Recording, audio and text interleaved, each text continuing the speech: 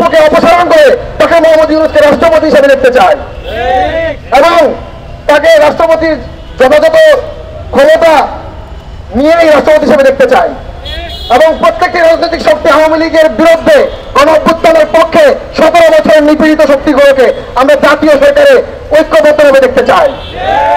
আমরা আমাদের জুলাই গণঅভ্যুত্থানের আকাঙ্ক্ষা বাস্তবায়নে এই জাতীয় সরকার নিয়েই বাংলাদেশের রাষ্ট্র ধর্ম সংস্কার দেখতে চাই।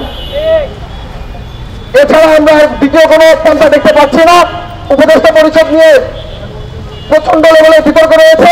উপদেষ্টা পরিষদে আওয়ামী লীগের অনেক চেয়ার ঢুকে আছে এমন কথা উঠেছে, আব্দুল হামিদকে তারা পাচার করে দিয়েছে এমন কথা উঠে আসছে। শেখ মুজিবের স্ত্রীর চরিত্র অভিনয় করা একজন ব্যক্তি এখনো গ্রেফতার হয় নাই। অপরদিকে আমাদের জুলাই অভ্যুত্থানের পক্ষ নেওয়া একজন অভিনেত্রীকে গ্রেফতার করা হয়েছে জুলাই অভ্যুত্থানের মামলা দিয়ে। এটা আমাদের জুলাই অভ্যুত্থানকে বিতর্কিত করার একটি অপচেষ্টা এবং আওয়ামী লীগের বিচারকে প্রশ্নবিদ্ধ করার একটি হীন অপচেষ্টা করছে উপদেষ্টা মহলের মধ্যে একটি আওয়ামী অংশ। আমরা আওয়ামী অংশের হাতে আমাদের রাষ্ট্র ক্ষমতা দেখতে চাই না।